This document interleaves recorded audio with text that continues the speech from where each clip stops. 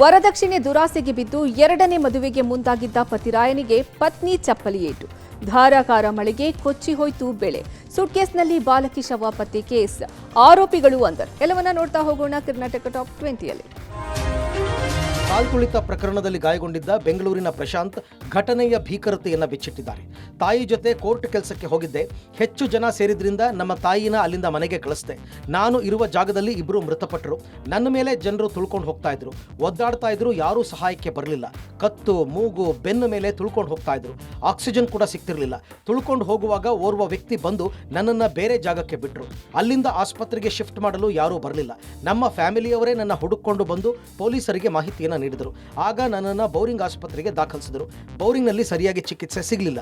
ಈವರೆಗೂ ಯಾರೂ ಬಂದು ಸಹಾಯ ಮಾಡಲಿಲ್ಲ ಅಂತ ಪ್ರಶಾಂತ್ ಹೇಳಿದ್ದಾರೆ. ಚಿನ್ನಸ್ವಾಮಿ ಸ್ಟೇಡಿಯಂನ ಕಾಲ್ತುಳಿತದ ಪ್ರಕರಣದ ಇನ್ವೆಸ್ಟಿಗೇಷನ್ ಅನ್ನು ಬೆಂಗಳೂರು ನಗರದ ಜಿಲ್ಲಾಧಿಕಾರಿ ಜಗದೀಶ್ ಚುರುಕುಗೊಳಿಸಿದ್ದಾರೆ. ಘಟನೆಯಲ್ಲಿ ಗಾಯಗೊಂಡಿದ್ದ ಅಭಿಮಾನಿಗಳಿಗೆ ಜೂನ್ 13ರಂದು ವಿಚಾರಣೆಗೆ ಹಾಜರಾಗುವಂತೆ ಡಿಸಿ ನೋಟಿಸ್ ಕೊಟ್ಟಿದ್ದಾರೆ. ಈಗಾಗಲೇ ಆಸ್ಪತ್ರೆಗಳಿಂದ ಸ್ಟೇಟ್ಮೆಂಟ್ ಅನ್ನು ಪಡೆದುಕೊಂಡಿರೋ ಡಿಸಿ ಗಾಯಾಳುಗಳಿಂದ ಹೇಳಿಕೆಯನ್ನು ದಾಖಲಿಸಿಕೊಂಡಿದ್ದಾರೆ. ಈ ಮೂಲಕ ಘಟನೆಗೆ ಕಾರಣವೇನು, ಘಟನೆ ಹೇಗೆ ನಡೆಯಿತು ಎಂಬುದರ ಕುರಿತು ಮಾಹಿತಿಯನ್ನು ಕಲೆ ಹಾಕಲಿದ್ದಾರೆ. ಇನ್ನು ಘಟನೆಯ ಕುರಿತು ವೈದ್ಯಕೀಯ ಶಿಕ್ಷಣ ಇಲಾಖೆಯ ವರದಿಯನ್ನು ಕೂಡ ಸಂಗ್ರಹಿಸಿದೆ. ಕಾಲ್ತುಳಿತದ ಪ್ರಕರಣದಲ್ಲಿ ಒಟ್ಟು 11 ಜನರು ಮೃತಪಟ್ಟಿದ್ದು, ಒಟ್ಟು 65 ಜನರು ಗಾಯಾಳುಗಳು ಅಂಥೇಳಿ ವರದಿಯಲ್ಲಿ ಉಲ್ಲೇಖವಾಗಿದೆ. ಅಲ್ಲದೆ ಗಾಯಾಳುಗಳ ಕೇಸ್ ಸ್ಟಡಿಗೆ ಇಲಾಖೆ ಮುಂದಾಗಿದೆ. ಒಟ್ಟು 65 ಗಾಯಾಳುಗಳ ಪೈಕಿ ಇಬ್ಬರಿಗೆ ಕಾಲು ಮುರಿದಿದ್ದು, ಗಾಯಾಳುಗಳಿಗೆ ಹೊಟ್ಟೆ ಭಾಗದಲ್ಲಿ ಮತ್ತು ಬೆನ್ನುಮೂಳೆ ಸಮಸ್ಯೆ ಕಾಣಿಸಿಕೊಂಡಿದೆ.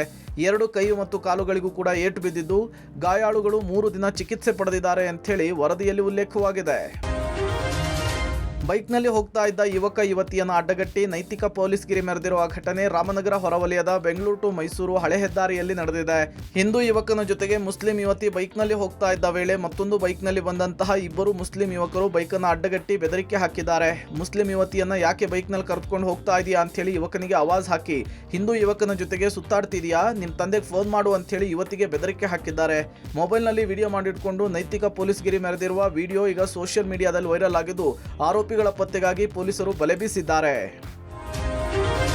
ಕೊಪ್ಪಳ ಜಿಲ್ಲೆಯಾದ್ಯಂತ ಶನಿವಾರ ರಾತ್ರಿ ಭಾರೀ ಮಳೆಯಾಗಿದೆ. ಎಂಎಸ್ಪಿಎಲ್ ಎಡವಟ್ಟಿನಿಂದ ಕಾರ್ಖಾನೆ ಪಕ್ಕದ ಜಮೀನಿಗೆ ನೀರು ನುಗ್ಗಿ ರೈತರು ಪರದಾಡುವಂತಾಗಿದೆ. ಬಲ್ದೋಟ ಸಂಸ್ಥೆ ಮತ್ತು ಕಾರ್ಖಾನೆ ಸುತ್ತಲೂ ಕಾಂಪೌಂಡ್ ನಿರ್ಮಿಸಿಕೊಂಡಿದ್ದು, ನೀರು ಹರಿದು ಹೋಗದೆ ಒಂದೇ ಕಡೆ ಶೇಖರಣೆಯಾಗಿದೆ. ಜೊತೆಗೆ ಕಾರ್ಖಾನೆಯ ನೀರು ಬಂದು ಏಕಾಏಕಿ ಕಾಂಪೌಂಡ್ ಕಿತ್ತು ಹೋಗಿದೆ. ಕಾಂಪೌಂಡ್ ವಾಲ್ ಕಿತ್ತು ಹೋಗಿದ್ರಿಂದ ಪಕ್ಕದ ಜಮೀನಿಗೆ ಏಕಾಏಕಿ ನೀರು ನುಗ್ಗಿದ್ದು, ಈಗಷ್ಟೇ ಬಿತ್ತನೆ ಮಾಡಿದ್ದ 10 ಎಕರೆ ಜಮೀನು ಜಲಾವೃತ ಆಗಿದೆ. ಬಲ್ದೋಟ ಕಾರ್ಖಾನೆ ಎಡವಟ್ಟಿನಿಂದ ಕೊಪ್ಪಳ ತಾಲೂಕಿನ ಹಾಲವರ್ತಿ ಗ್ರಾಮದ ಕೆಲ ರೈತರು ಕಂಗಾಲಾಗಿದ್ದಾರೆ. ಹಾಲವರ್ತಿ ಗ್ರಾಮದ ಮಾರುತಿ ಹೊಸಹಳ್ಳಿ ಸೇರಿ ಕೆಲ ರೈತರ ಜಮೀನು ಸದ್ಯ ಜಲಾವೃತ ಆಗಿವೆ. ಇದರಿಂದ ರೈತರಿಗೆ ಸಾವಿರಾರು ರೂಪಾಯಿ ನಷ್ಟವಾಗಿದೆ. ಇತ್ತೀಚೆಗಷ್ಟೇ ಮೆಕ್ಕೆಜೋಳ ಬಿತ್ತನೆ ಮಾಡಿದ್ದ ರೈತರು ಕಂಗಾಲಾಗಿದ್ದಾರೆ. ಮತ್ತೆ ವಾಪಸ್ ಬಿತ್ತನೆ ಮಾಡುವ ಅನಿವಾರ್ಯ ಸೃಷ್ಟಿಯಾಗಿದೆ. ಎಂಎಸ್ಪಿಎಲ್ ಕಾರ್ಖಾನೆಯ ವಿರುದ್ಧ ರೈತರು ಆಕ್ರೋಶ ವ್ಯಕ್ತಪಡಿಸಿದ್ದಾರೆ.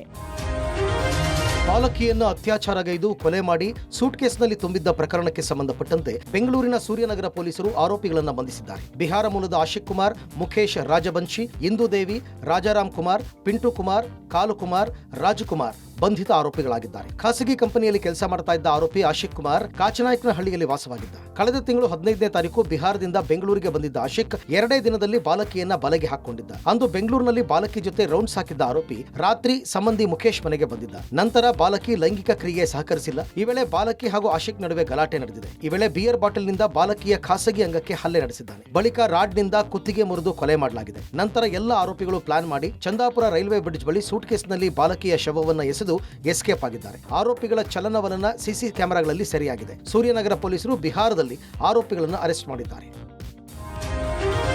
ಬರ್ತ್ಡೇ ಬ್ಯಾನರ್ ತೆರವು ವಿಚಾರಕ್ಕೆ ಗಲಾಟೆಯಾಗಿದ್ದು, 7 ಆರೋಪಿಗಳನ್ನು ಬಂಧಿಸಿರುವ ಘಟನೆ ಹಾವೇರಿ ನಗರದಲ್ಲಿ ನಡೆದಿದೆ. ನಗರಸಭೆಯ ಪೌರ ಕಾರ್ಮಿಕನ ರಾಜು ದೊಡ್ಡಮನಿ ಮೇಲೆ ಮಾರಣಾಂತಿಕ ಹಲ್ಲೆ ಮಾಡಲು ಅಕ್ಷತಾ ಕೆಸಿ ಕಾರಣ ಎಂಬ ಆರೋಪ ಕೇಳಿಬಂದಿದೆ. ಅಲ್ಲದೆ ಗಲಾಟೆಗೆ ಕಾರಣವಾದ ಪ್ರಮುಖ ಆರೋಪಿ ಅಕ್ಷತಾ ಬಂಧಿಸುವಂತೆ ಆಗ್ರಹಿಸಿ ಪೌರ ಕಾರ್ಮಿಕರು ಕರ್ತವ್ಯಕ್ಕೆ ಹಾಜರಾಗದೆ ನಗರಸಭೆ ಮುಂದೆ ಪ್ರತಿಭಟನೆ ಮಾಡಿದ್ರು. ಇದರ ಬೆನ್ನಲ್ಲೇ ಹಲ್ಲೆ ಮಾಡಿದ 7 ಜನ ಆರೋಪಿಗಳನ್ನ ಹಾವೇರಿ ನಗರ ಪೊಲೀಸರು ಬಂಧನ ಮಾಡಿದ್ದಾರೆ. ಬಂಧಿತ ಆರೋಪಿಗಳನ್ನ ಶಾಂತಪ್ಪ ಕೊರವರ, ಅರ್ಜುನ ಕೊರವರ, ಪ್ರಥಮ್ ಫಕೀರೇಶ ಕೊರವರ, ಮುಖೇಶ್ ಪಟೇಲ್, ಪ್ರಜ್ವಲ್ ಅಡವಿಮಠ ಹಾಗೂ ಗಣೇಶ್ ಭಜಂತ್ರಿ ಎಂದು ಗುರುತಿಸಲಾಗಿದೆ. 7 ಜನ ಆರೋಪಿಗಳನ್ನು ವಶಕ್ಕೆ ಪಡೆದು ವಿಚಾರಣೆ ನಡೆಸಿದ್ದಾರೆ. ರಾಜು ದೊಡ್ಡಮನಿ ಪೌರ ಕಾರ್ಮಿಕ ಈಗ ಹುಬ್ಬಳ್ಳಿ ಕಿಮ್ಸ್ ಆಸ್ಪತ್ರೆಯಲ್ಲಿ ಚಿಕಿತ್ಸೆ ಪಡೆಯುತ್ತಿದ್ದಾನೆ. ಪ್ರಕರಣದ ಪ್ರಮುಖ ಆರೋಪಿಯನ್ನ ಬಂಧನ ಮಾಡಬೇಕು ಎಂದು ಪೌರ ಕಾರ್ಮಿಕರು ಆಗ್ರಹಿಸಿದ್ದಾರೆ. ಇಲ್ಲದಿದ್ದರೆ ಉಗ್ರ ಹೋರಾಟ ಮಾಡುವ ಎಚ್ಚರಿಕೆ ಹಾಕಿದ್ದಾರೆ.